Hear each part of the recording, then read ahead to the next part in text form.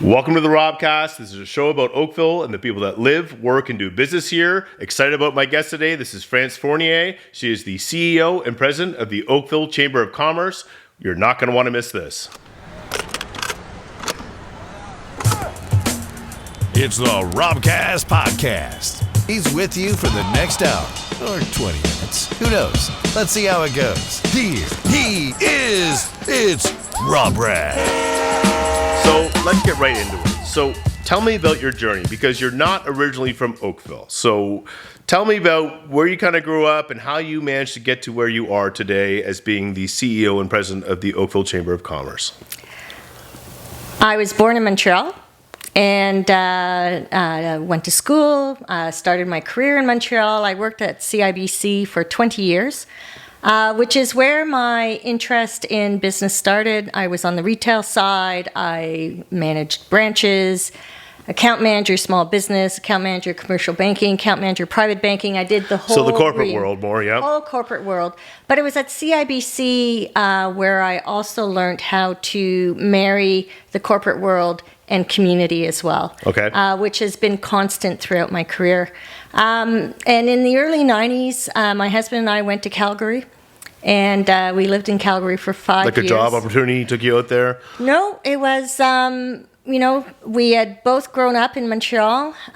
We attended the 1988, I'm giving my age away, the 1988 Olympics. Yeah. I had a brother who lived in Calgary, still does, and we fell in love with the city, and we wanted to live elsewhere. We wanted to experience other areas of Canada, and so we went to Calgary. Now, my husband quit his job, found a new job in Calgary. I just transferred with the bank. Sure. You could do that in those days. And we lived in Calgary for 5 years. I loved it. My husband's position got transferred to Toronto, and I have to say I came back kicking and screaming. And we were only going to stay in Toronto for 2 or 3 years, and I got pregnant. So we started. Well, now we're saying. Now we're not going to live in downtown Toronto. And as luck would have it, we were driving along the lake shore, and we ended up in Oakville. And we went, wow, this is a great place. Yeah. And we got a realtor, and he helped us find a place, and we bought it and raised our 2 daughters, and 30 years later, still here. Amazing. So let me ask, were you like downtown core Toronto when you first transferred over, or were you just outside? No, downtown Elm Street. Elm Street, okay. I could see Sam the Record Man sign from our bedroom window. Yeah. Fantastic. And so what made you kind of think, I don't want to be in the core anymore, even though it's close to work for both of us? What made you kind of drift off to Oakville? Well, I didn't want to raise children in the downtown core. Mm-hmm. I'm a suburb baby. Right. Grew up in the suburb of Montreal, and I wanted grass and parks and so on. So Oakville is such a unique and incredible community. Mm-hmm.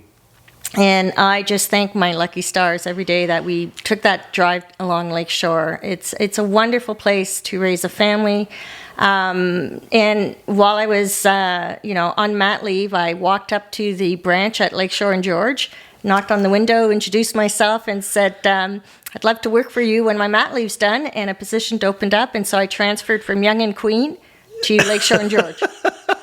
Only in Oakville could you do that, yeah? Only in Oakville could you do that. It's funny because there's so many people that, we've talked to that, how did they come to Oakville? And it just seems like, the happenstance of you just going for a drive, not Milton, not Burlington. It was just something that you fell in love with. And so now here we are, how many years later, and you were working at the CIBC, you've obviously raised your children. And how did you get into the position that you are today? Well, I had a little bit of a detour. And after 20 years at CIBC, I was given the opportunity to transfer to Brampton, or I decided... Like a different branch? Or a different branch. Okay, different position, and, one of my lifelong dreams was always to go to culinary school. And I kind of thought to myself, I do it now or I never do it. And at the time I had a newborn and a 3.5-year-old. And people say, that's crazy. But actually, it was easier because they're not going anywhere. right? I wasn't driving them to activities yet. Right. So I quit, and I went to culinary school at George Brown. Okay, so this opens up a whole other thing, but where did that come from? Like, have you always had a passion for cooking? Yes. So I come from a French-Canadian family where meals around the table with lots of discussion happened all the time. And, I've always loved cooking. I've always relaxed doing it. And so I undertook this new career path. And what I found out is it's a lot harder to make a living at. Food Network hadn't really started yet. Yeah. A little bit. What year are we talking about this? Let's see. I was when you went to school for the George Brown. It was 99. Okay, yeah, that's early. Yeah, Food Network wasn't happening. It wasn't the Jamie Olivers and all the fancy chefs on TV. But it was just there was on the cusp. Start, yeah. Right. I was looking to go back to work, and Whole Foods Market was opening up. And so I thought, okay, well, I'm going to apply to Whole Foods Market. And I knew somebody, and I called, and they said, oh, yeah, there's a job fair at the Holiday Inn on Sunday, whatever. And I'm like, a job? I'm 40 years old. I'm not going to go to a job fair. Yeah. I said to my husband, if it's raining, I'm not going. It was a beautiful sunny day. So I went, told them that I was looking for part-time work and what I could do. And they said, we don't hire part-time. Whole Foods Market's philosophy, and I haven't worked there in a long time, but at the time, it had the reverse. So typical supermarkets will have 10% of their employees as permanent and 90% as part-time. Okay, yeah. Whole Foods was the reverse. 90% of the staff had permanent full-time jobs and only 10% part-time jobs. I have to jump in. So a lot of people here may or may not realize in a prior life, I went to George Brown. I went to chef school. I graduated top of my class. I helped open a restaurant in Toronto. We were on TV on a show opening the restaurant. It was called Opening Soon. I did it for We did it for 3 months. I don't think I slept more than 7 hours in the 3 months. And just like you, I realized this industry is not conducive to a family or a normal life. So I backed out of that. And then another point being I grew up, and so did Kyle, on Pine Avenue, which is right across from Whole Foods Market. And we watched as that whole thing opened up. And so anyways, it's funny that you're saying this because I was steps away from watching that market open and what it was going to bring to Oakville. And now you're at the job fair. Yeah. So, they tell me, and I remember I'm still in touch with, he no longer is with Whole Foods, but Ty Goss interviewed me, and Ty said, well, France, we don't really hire part-time. And I'm like, okay, no problem. But 2 days before the store opened, they called me and they said, okay, we desperately need some part-time help in the kitchen. Would you come? And I'm like, absolutely. Yeah. And so I started their catering for them. Wow. And at that time, we did everything in store. Everything. Peeling the potatoes, peeling the carrots, like every piece or dish in that prep foods department was made in that kitchen. Yeah, including the lunch buffet that was up front. Everything came out of that pre-made meals, kitchen. everything, yeah. And so I did that for about a year and a half, and and similar to you. So at this point, I know where this is going. I've got young kids. It's Christmas Eve. I'm in the store at 4 a.m. Cooking 50 turkeys, and I don't leave till 6:30 that night. Right. And then it's Christmas Eve, and I go home, and I've got little kids, and I'm exhausted. I'm like, why am I doing this? Yeah. But I loved the company. I loved the people I have to admit, like even going to Whole Foods, so the employee, I didn't realize the 90-10 ratio that you're speaking of. When I walk in there, the same employees that have been there for almost 10, 15 years are still there. There are still staff there from when we opened. Yeah. And in any event, another job opened up, and it was in marketing and in communications. And I applied, got that job, so I got out of the kitchen. And you traded in your chef jacket for marketing and communications. For the blazer. And, it's Whole Foods. No, T-shirt and jeans. Sorry. Right. Sorry. And the apron. Yeah. Organic cotton. Sorry. Yes. Yeah. So Whole Foods was a member of the Oakville Chamber of Commerce. And I got to know the president at that time, John Sawyer, very well. And so a couple of years pass. Whole Foods is very involved with the chamber. I used it very much. Whole Foods Market doesn't advertise. Still to this day, does not advertise. During my time, I had a marketing budget, and those dollars were to be invested in the nonprofit community. So we would sponsor any type of nonprofit activity. I got to know so many wonderful people doing great work in Oakville. And it was great. It was Santa Claus. I was giving money away. Yeah. And, we would do great stuff at the store. And then they decided to consolidate the marketing to our U.S. office, which was in Chicago.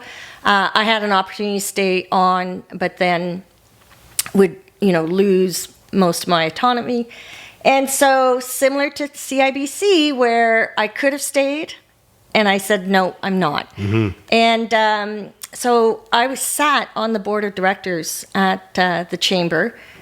John was preparing to retire, and he said to me, I went to see him, and I'm like, I can't sit on the board anymore. I no longer work at Whole Foods Market. And he gets this big smile on his face. I'm like, I just lost my job. What are you smiling about? I've got one for you. I need to retire. Come work with me, learn the role, and then when I'm ready to retire, you can step into the role. And, within a year, when John was ready to retire, I thought, I'm not the person for this role right now. Chambers of Commerce have been around. Why did you feel like that? Because we needed to move the chamber into a different mindset. Okay. And, John fully agrees with that. He ran the chamber. He left us in excellent financial shape that had allowed us to make those changes. But Chambers of Commerce have been around hundreds of years, Yep. right? And how the business community works now and the changes in technology, chambers have had to really adapt what they need. And so we hired a really young, really smart guy. His name's Drew Redden. We still talk all the time. Okay, yep. And just to give you an indication, Drew said to me, we should have our own podcast. And I had no idea what he was talking about. I'm like, I don't even know what that means, so. a podcast? Well, so we started a podcast. Okay. At the time, we were the only chamber across Canada that had our own podcast. Now there's about 10, 15 chambers that do podcasts. Right. During the pandemic, we took our big boardroom and we renovated part of it and built a podcast studio so that we could Like, how long ago was this? Well, it was during the pandemic, so 3-4 years ago. Okay. yeah, probably 2021. And we allowed our members to use the podcast room. We used the podcast room. And so these little changes. So while I worked on operations, in modernizing our operations, Drew worked on our programming. What is it we need to offer? What does the business community need?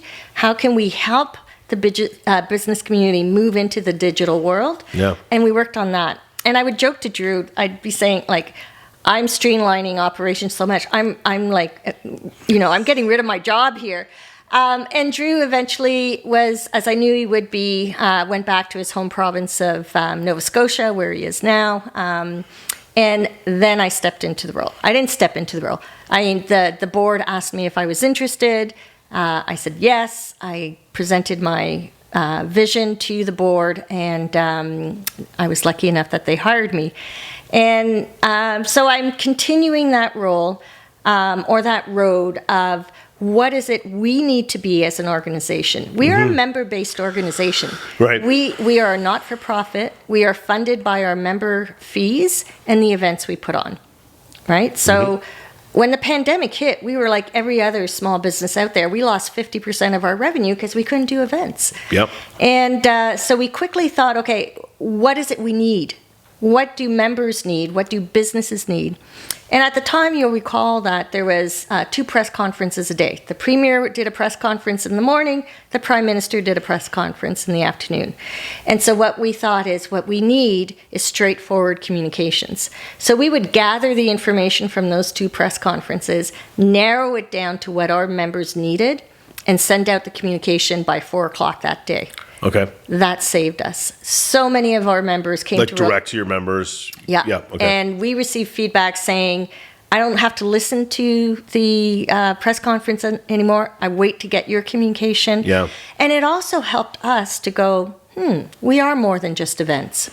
You know, events at the chamber is what people see, you know, the networking events, but really the work we do is so much more than just events. So, crazy journey. You, Calgary, here, didn't want to come to Oakville. Here we are, we're at CIBC. We go to chef school, we're Whole Foods. And now we're the president and CEO of the Oakville Chamber of Commerce. Just for the people out there watching, can you explain to us what does the Oakville Chamber of Commerce represent? And what are they trying to do? Well, we represent businesses in Oakville. Okay. And what we are trying to do, it's many different things.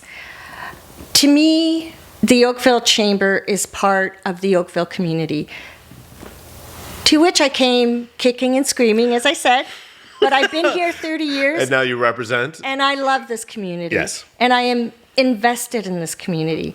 And I want this community to be successful. It is a great place to live and work, a great place to raise your children. Just like you drove down Lakeshore. Just like you drove down Lakeshore. And so to me, a successful community, and this goes back to what I learned at CIBC, that the corporate world has a responsibility in the community in which it does business. So we, as an organization, provide that opportunity to our businesses to invest in their community.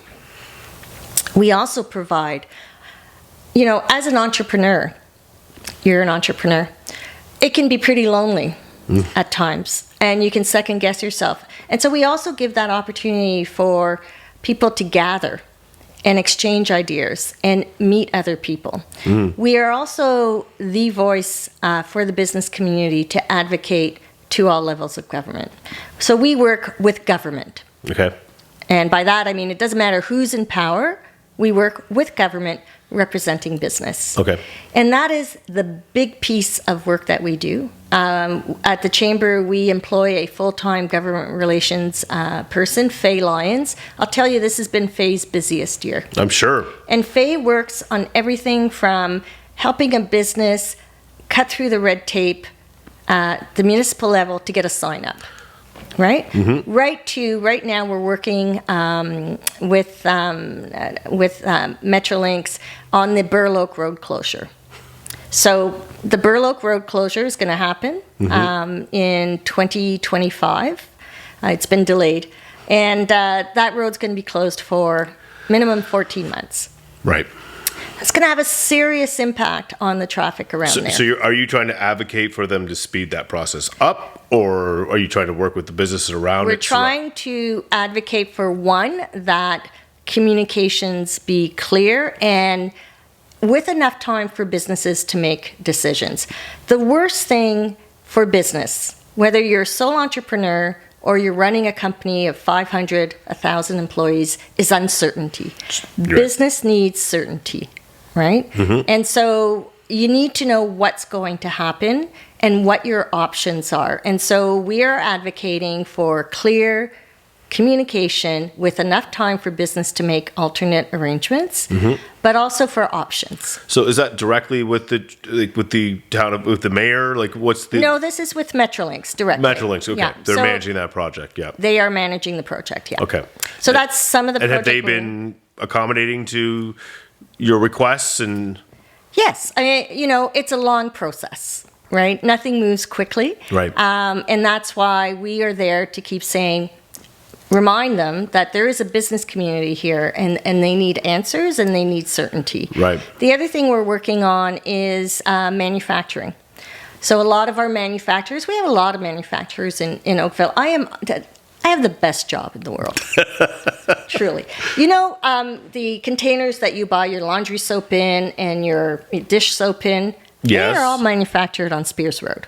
Really? Yeah, absolutely. Like the Tide plastic containers? Yeah. Okay. Starts with a little plastic chip like this, Yeah. goes through all this stuff and comes. It's funny you say that. I feel like in a prior life I actually worked there in that bottling plant, but it might not be the same one. So I apologize for interrupting. Please go ahead here. So these manufacturers in Oakville, a lot of them are, I don't want to say struggling, but they are adapting to a digital world. They are adapting to be able to be competitive because our economy has opened up. When I worked at CIBC, 30 years ago, you kind of, it was the Canadian economy and you kind of looked at the US. Well, that's no longer reality. Right now, people do business all over the world. Our products come from all over the world. Our supply chains, we saw what happened. Nobody knew about supply chains during the pandemic. Now everybody knows about supply chains.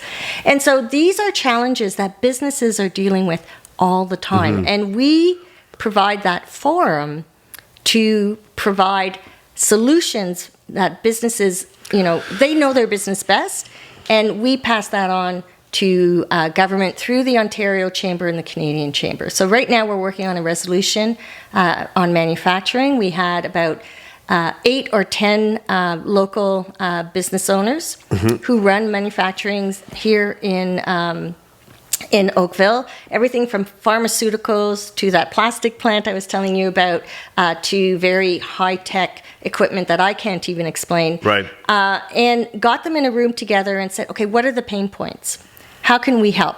We've put together a resolution. We will be presenting that at the Canadian Chamber this fall. It will become policy, which the Canadian Chamber will then advocate on behalf to the federal government. So, France, you represent all these obviously huge corporations, and they're doing great things in Oakville. Let's just pull it back a little bit. Like, how does one become a member of the Oakville Chamber of Commerce? And how are you trying to reach out to these people to become a member? And what are the benefits to them becoming a member? It varies.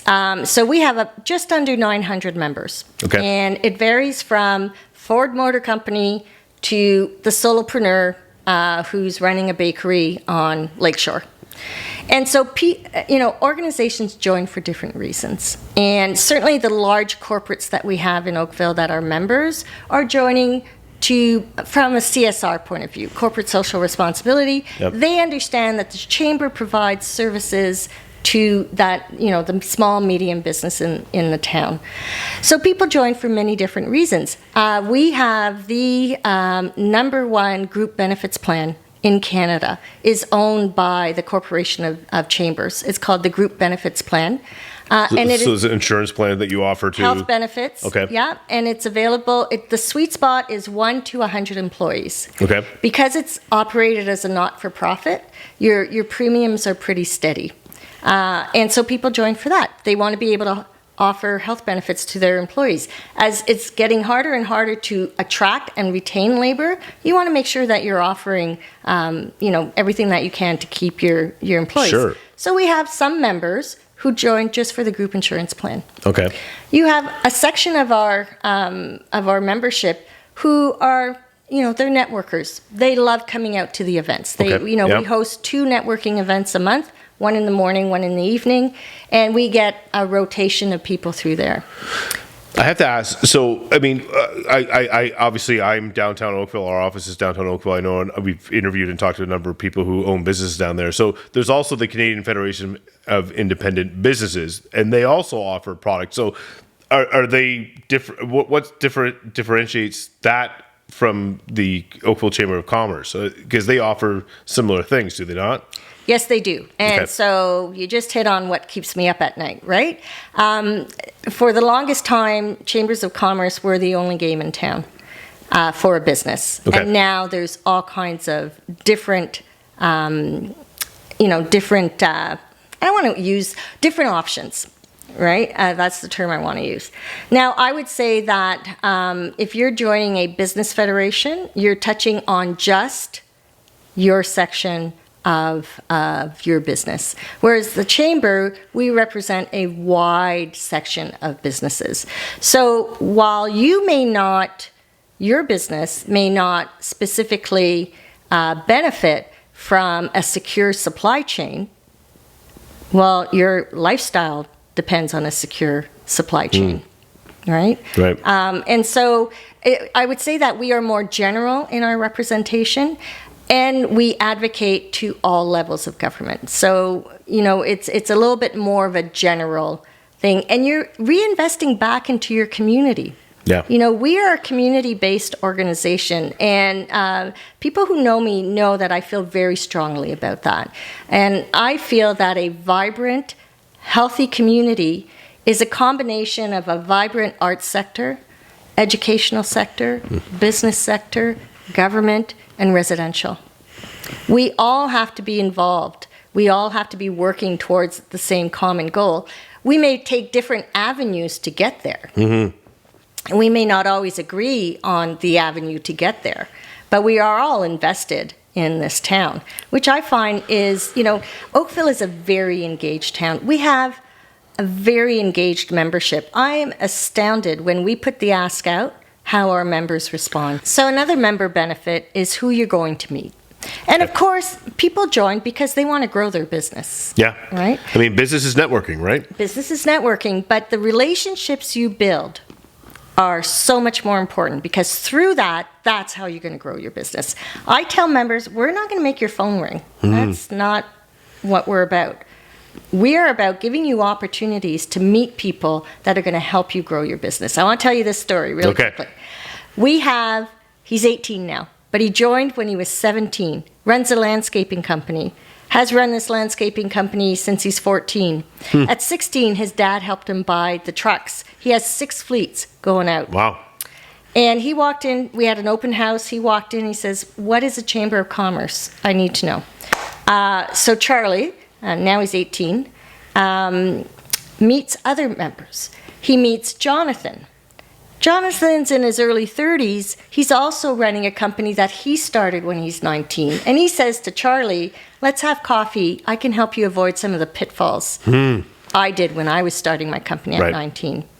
Jonathan meets John, is in his 60s, I guess, who says, "I've been running my business for 30 years. Why don't we get together and have coffee and talk about how you're going to move that business? You know, you're out of the startup stage, and now how you're going to grow your business." To me, that's why we exist. Yeah. So are they selling to each other? No. But they're growing, they're sharing their knowledge, and it's one generational owner from another, you know, sharing that knowledge. And to me, you know, to sound really corny, that's priceless. You know, the one thing of true entrepreneurs that I've learned in my day, and I've learned from so many, I've had so many mentors, is the true entrepreneurs, they are willing to share their secrets. And if you are willing to listen, they will tell you those secrets. And so it sounds like you're creating a group of people that are willing to help each other in that way. And support each other. Yeah. 100%. Through that, you're going to grow your business. Right? Because as you get to know people, as our chamber staff, get to know our members, and do the math, we have 900 members, we're 6 staff. We're not going to get to all our members. But I really stress to the team, it's really important that we understand who our members are and how we can help them. So, you know, the downtown core, we've had a couple of people on, and obviously there's so many challenges, like with the parking, with the lack of events now, because obviously too many people have come to the Midnight Madness and the jazz festivals, so they can't handle that.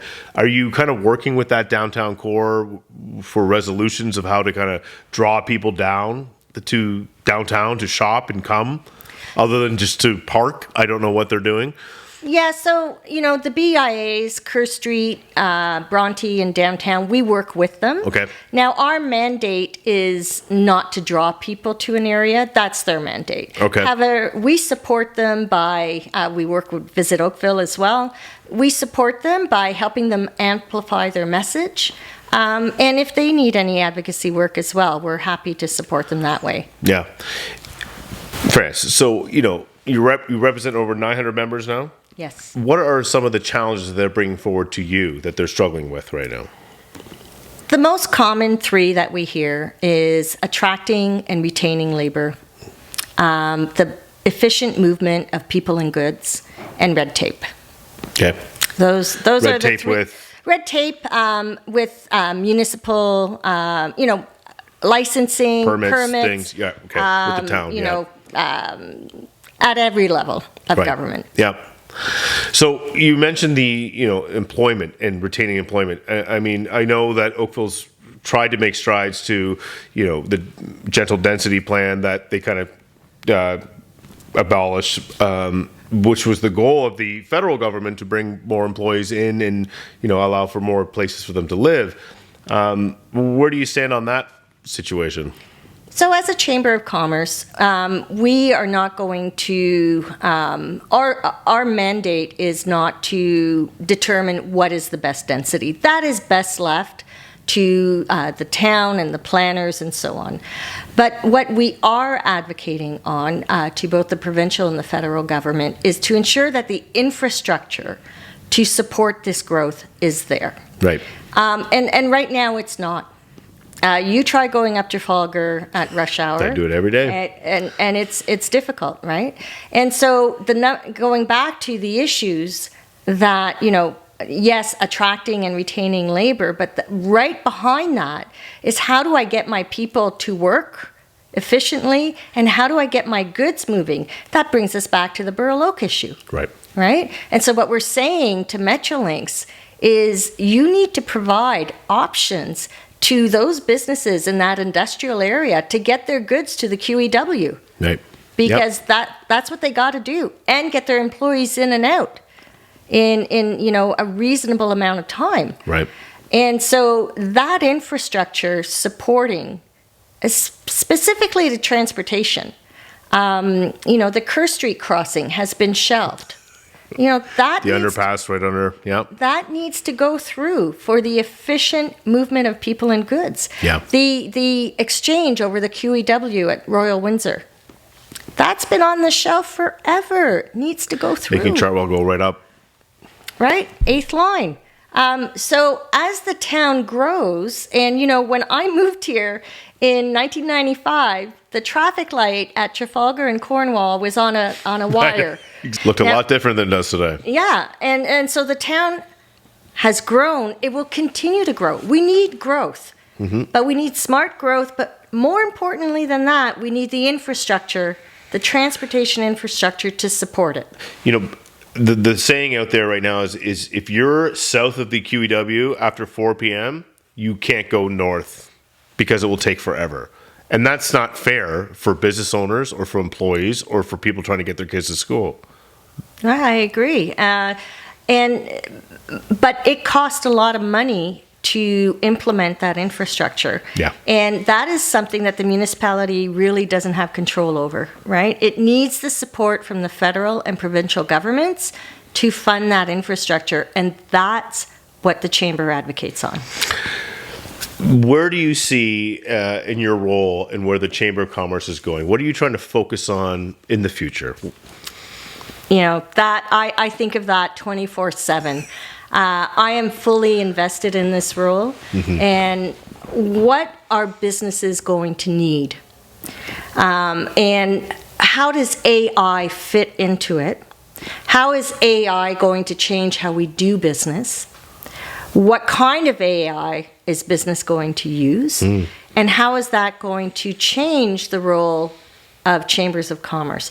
But at the end of the day, what I allowed to guide myself is that we be open and seen as leaders in the business community by providing effective communication, by representing businesses of all stripes, and by providing opportunities for business owners to get together, to learn, to educate, and collaborate. Collaborate is big in my agenda.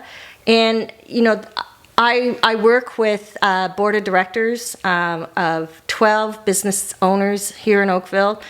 They're not all business owners. Some work for companies, and some are solopreneurs to bigger companies in town.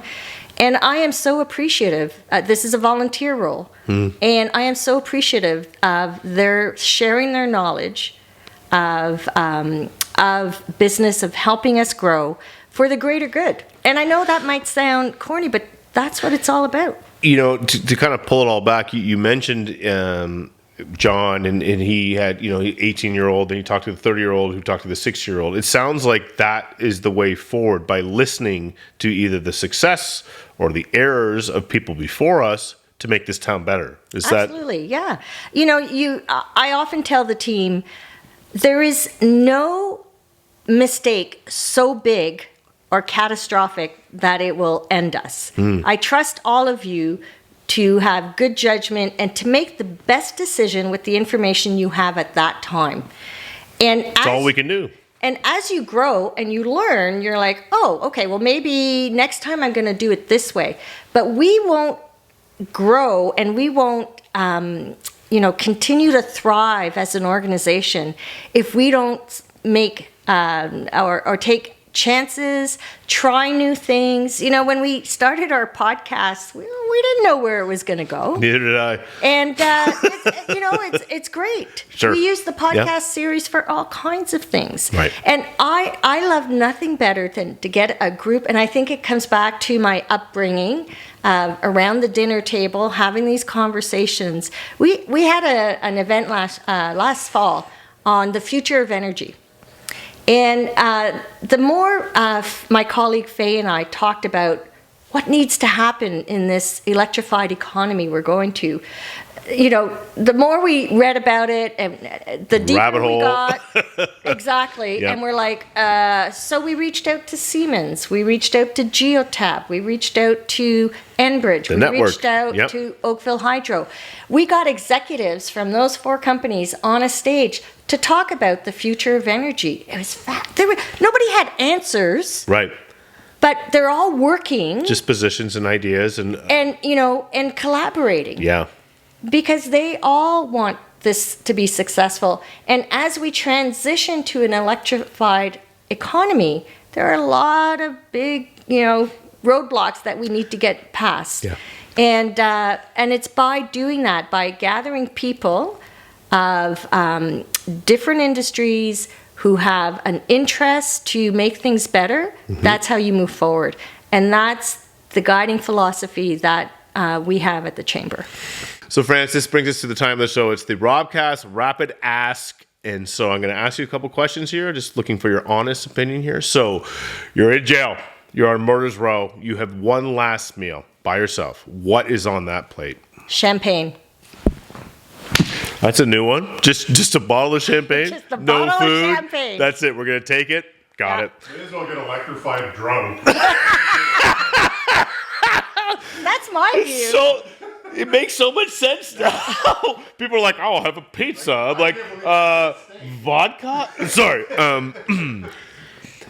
You've got the week off. I know you're busy, and you are able to travel anywhere in the world. Where would you like to go? Somewhere new or somewhere you've been before? I'm so boring. I'd go back to, a little town in Italy. That's not boring. No, I know, but What's the I'm town? not very adventurous. I can't even tell you, but it was beautiful. The pizza was great. Are we like Rome, Tuscany? Outside, yeah, Tuscany. Okay. So little town there. That doesn't matter what that name is. We're going back there. Yeah. If there was someone in the world, dead or alive, that you could sit down for dinner with and pick their brain, who would that be? My dad. My dad passed when I was 13. And I'd love to have a conversation with him. Yeah. Well, that makes Because I wasn't old enough, right? I have very limited memory of him, Yeah. and I'd do that. What would be something that, most people wouldn't know about you? What would be surprising? That I'm actually a pretty shy person. I'm an introvert. I have very public-facing jobs. I've had very public-facing jobs, and I enjoy them. But I get my energy from being on my own. I don't, you ask me, my idea Saturday night is being home, making myself a nice dinner, and watching Hockey Night in Canada. I think we'll end it there. France, thank you so much for being on the show today. Thank you, everybody, for watching, and stay tuned for another episode of the Robcast.